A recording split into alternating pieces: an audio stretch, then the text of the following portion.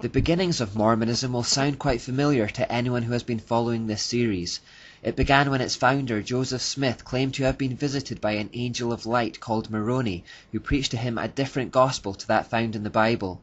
Joseph Smith himself belonged to a family that was heavily involved with Freemasonry. In the Mormon Church in Freemasonry, Terry Chateau writes, "The Joseph Smith family was a Masonic family which lived by and practiced the estimable and admirable tenets of Freemasonry. The father, Joseph Smith Sr., was a documented member in upstate New York. He was raised to the degree of Master Mason on May the 7th, 1818, in Ontario Lodge No. 23 of Canandaigua, New York.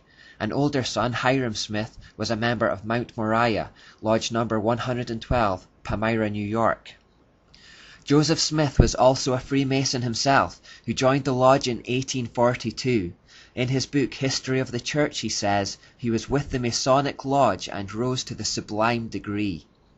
As a result of these connections, Joseph Smith borrowed heavily, you could actually say plagiarized from Freemasonry in the formation of his own religion, and the two therefore share extensive commonalities in terms of symbols, signs, handshakes, vocabulary, and clothing such as aprons and robes.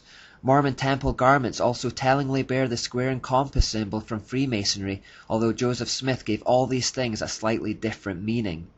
I'm not going to go into too much depth on Mormonism, but we only need to have a quick look around the home and centerpiece of the religion, Temple Square in Utah, which was designed to be an equivalent to the temple in Jerusalem, to see the same old Babylonian symbols. The inverted pentagram representing Satan, for example, is to be found all around Temple Square in many different forms, such as here above the windows. We also see images of the sun, and the combination of sun and moon that represents the union of the male and female principles. Above the door we also find the all-seeing eye peeking out from behind a veil and surrounded by a sunburst. The veil could well represent the initiation of going through the veil towards the light, or the fact that the true nature of the cult is veiled to the uninitiated. One of the ideas Joseph Smith took from Freemasonry for his cult was secret handshakes, and this is also alluded to on the temple. Masonic buildings have similar engravings such as this. Within Temple Square there is a museum documenting the history of the Mormon Church. It too contains the symbols that betray its mystery root. These pentagrams are to be found at the entrance to the museum. Manly P. Hall wrote, "In symbolism, an inverted figure always signifies a perverted power. The average person does not even suspect the occult properties of emblematic pentacles." You'll also find this sun god symbol at the same entrance, just right of the pentagrams.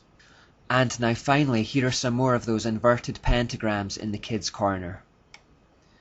Mormons are similar to Catholics in that many Christians are not sure what to make of them. They seem to be clean living, well-meaning, and use many of the same words as us, so there can be an attitude that they're basically on the same team with just one or two unorthodox ideas. Mormons actually believe that they can become gods through being a good Mormon, who will one day be given godhood over their own universes, and that God himself was once a man on another planet.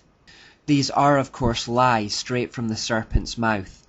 They believe the Book of Mormon has higher authority than the Bible. They believe that there are many gods, that there is a mother god, that God has a goddess wife, that there is no salvation outside of the Mormon Church or without acknowledging Joseph Smith as a prophet, and they also state that Jesus' sacrifice on the cross was not enough by itself, and that we need to do good works as well, which is always a mark of a false religion. Hopefully this information, along with a quick look at the symbols, will tell you just who the spiritual power behind the cult of Mormonism really is, and we'll discover it has no compatibility with Christianity at all.